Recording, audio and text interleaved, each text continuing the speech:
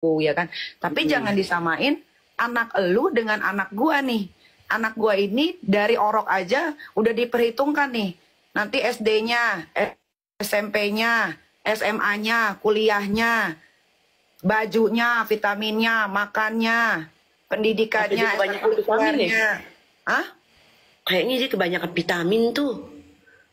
Iya, makanya gua ketawa aja dia sampai ngoceh-ngoceh, teriak-teriak gitu kan, seolah-olah dia mengerti sekali tentang hidupnya Nikita Mirzani. Ya biarin aja itu haknya dia gitu, karena semua orang kan sekarang punya media sosial, apalagi TikTok kan mau dapetin followers yang banyak, atau mungkin dia demen disanjung, oh bener tuh, begini begitu. Saya kasih tahu ya, kecilnya saya itu tidak seperti itu. Kecilnya saya tetap sekolah belajar. Nakalnya saya ya manjat pohon, manjat genteng, pernah bolos, Bolos. bolos, Terus tukang berantem. Saya tukang tukang berantem. berantem. Kalian kalau nggak percaya, kalian boleh tanya Smith Gemagawita di Cikokol Tangerang. Tanya Nikita Mirzani. Siapa aja yang pernah saya pukul di sana. Jadi kalau kecilnya saya Terus kata, iya wajar lah. Anaknya kayak begitu, mungkin maknya kayak gitu dulu. Saya baru tahu laki-laki itu ketika umur saya 20 tahun. Jauh sekali. Terus nakalnya kita tuh palingan uang SPP kepake buat naktir temen. Tuh paling jauh tuh bolos. Ya bukannya keluar pergi cabut dari boarding school. Nah bener dong.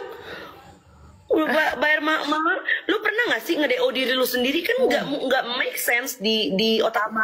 Sama gue kasih tahu juga ya. Saya tidak pernah hamil di luar nikah. Perawan saya pecah ketika saya menikah dengan mantan suami saya yang pertama, yang bernama Aizawa. Ya, bapaknya dia. Jadi saya nggak tahu tuh pacaran tuh kayak apa. Karena dulu waktu papa mama saya masih hidup, ya ketika saya pacaran atau ketemu sama laki-laki, itu pasti laki-lakinya ke rumah. Misal, Pak mau nonton Pak di Mall Karawaci. Oke, kalau enggak kakak gue yang ikut, kalau enggak siapa yang ikut. Jadi gue nggak pernah ditinggalin berdua. Bawa nyamuk ya pasti ya. Nggak pernah, yang seumur-umur gue nggak pernah, gue nggak tahu apa sih rasanya pacaran berdua itu. Nah, ketika gue divorce dengan mantan suami yang pertama, gue kerja di PT Cempaka Arta Buana, itu urusan batubara. Nah, disitulah baru gue mengenal, oh pacaran berdua tuh begini ya. Tapi ketika umur gue itu sudah beranjak 23 tahun. Oke. Gitu, jadi kalau ada yang bilang, wah anak lu kan kayak gitu, kayak lu zaman dulunya.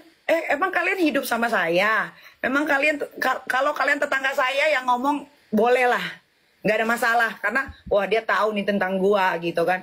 Lah kalian nggak serumah, bukan teman, cuma denger dari sosial media, baca dari sosial media, tahu dari sosial media.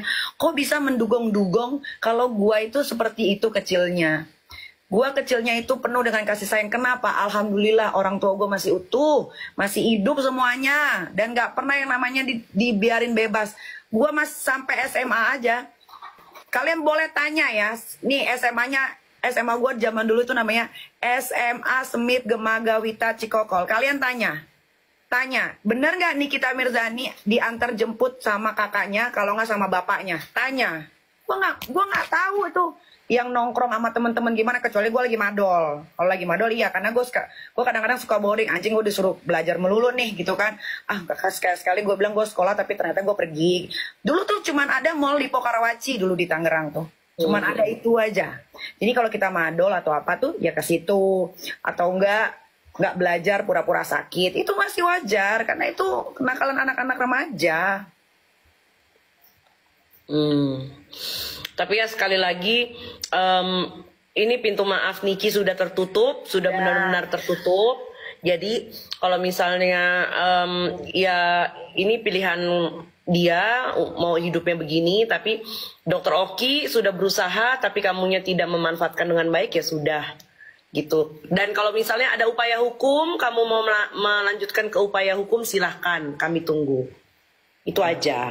Oh iya, kata-kata terakhir Mi katanya. Oh iya, kata-kata terakhir dari gua yang tidak akan pernah gua ulang lagi ya. Dengar Sudah guys. keluar dari rumah, sudah bikin hancur segala sesuatu. Walaupun kamu bikin kericuh satu Indonesia, tapi insya Allah orang tuamu ini bakal tetap berdiri di kakinya sendiri. Tidak pernah bakal kekurangan satu apapun ya hidupnya. Nah, kamu yang sudah memilih untuk sendiri dan memilih jalan hidup kamu, ya, jalani dengan sebaik-baiknya. Buktikan bahwa nanti, entah nanti setahun lagi, 5 tahun lagi, 10 tahun lagi, mudah-mudahan umur ibunya ini masih panjang, ibunya bisa melihat dan bisa megang omongannya dia, benar, anak itu sukses. Gitu. Jadi, perjuangkan apa yang sudah kamu pilih, ya, jalani, nikmati, ya, sakit, sedih, perihnya, rasakan sendiri. Sudah tidak ada lagi yang bisa menolong kamu, itu bisa dipastikan, ya. Sudah tidak ada yang bisa lagi menolong kamu, sudah tidak ada lagi yang peduli dengan kamu. Apapun yang terjadi sama kamu, na'udzubillah min zalik, misalkan kamu mengakhiri hidup kamu dengan minum racun, gantung diri, lompat dari apartemen, lompat dari kosan, atau apapun itu. Sedih pasti manusiawi karena gue ini masih manusia ya. Tapi itu sudah jadi jalan kamu, ya sudah. Tinggal diambil aja mayatnya, dikuburkan selayaknya Islam, selesai. Sudah tidak ada lagi pintu maaf, maaf pasti dimaafkan, tapi 1000 kali maaf, tidak ada lagi yang mau membukakan pintu, baik di rumah ini atau di rumah-rumah orang lain. Ya, gue juga mau berpesan sama orang-orang yang ini kan gue banyak DM ya Yolo. DM tuh banyak sekali Yolo. Semua pada ngirimin bukti transferan kayak Kak aku mau minta maaf ya. Waktu itu aku kayaknya sempat kesirep, aku sempat bantuin itu anak. Ternyata uangnya dipakai untuk itu ya Kak, aku sedih. Untuk semua orang yang pernah membantu diam-diam ya, sudah cukup. Biarkan dia berjuang dengan dirinya sendiri. Bagaimanapun caranya, mau anak itu kelak menjadi apapun, itu yang sudah dipilih. Itu resikonya, jalani. Dan untuk orang-orang yang masih membantu, satu kata terima kasih pun tidak akan keluar dari mulut saya. Ya, gua tuh sebetulnya berpikir gini, kemarin kan gua rapat keluarga. Gua tuh mikir gini Yolo, orang-orang ini tuh membantu itu anak di belakang, menurut pikiran gue, oh mungkin supaya nanti gue akan berterima kasih dengan orang itu. Tidak ada kata-kata terucap terima kasih dari mulut ini, ya, tidak ada. Karena apa yang kalian lakukan itu satu kesalahan besar. Kalau kalian menyesal, ya sudah, terima resikonya. Tapi kalau masih ada yang bersangkut pautan dengan itu anak, utangnya belum dibayar dan lain-lain, kalau kalian tidak terima, silakan lapor ke polisi. Itu aja. Udah nggak usah bilang tuh anak pulang-pulang, tidak akan diterima guys. Kalau kalian mau ambil silahkan, kalian ambil, kalian rawat seperti saya dulu pernah merawatnya. Ya karena saya tahu banget anak itu tidak bisa hidup susah. Saya jamin 1.000.000% anak itu tidak pernah bisa hidup susah. Karena selama dilahirkan dia tidak pernah saya ajak susah. Dia tidak pernah tuh dia nggak pernah tuh gua kasih air tajin buat ganti minum susu, nggak pernah. Ya biar dia belajar tanggung jawab juga guys. Jadi ya kalau misalnya mau nagih atau apa silahkan langsung ke dia. Ya sekarang kalian tagih langsung ke dia. Kalau kalian tidak terima, ya kalian laporkan ke polisi. Kalau di polisi laporan kalian tidak diterima, nanti saya yang bantuin biar itu anak masuk ke penjara. Difasilitasin. Ya. Sekali lagi kalau kalian masih punya sangkut pautan yang belum dilunasi dengan itu anak, kalau kalian mau lapor polisi, kalau laporan polisi kalian tidak diterima, saya yang bantuin kalian sampai diterima. Iya. Tuh difasilitasin tuh, diberi kemudahan. Pokoknya Niki peluk jauh buat Niki ibu yang hebat. Nggak boleh sedih lagi, semuanya kan sudah selesai. Enggak. Tapi sebetulnya N-nya itu kenapa air mata gue tuh nggak keluar lagi, yaitu karena klarifikasi yang benar kata dokter Oki.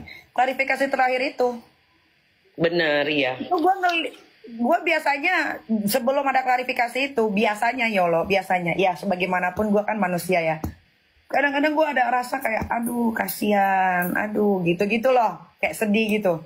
Tapi sekarang gue udah 6, lo tau 6 nggak? 6. Nah, mati rasa.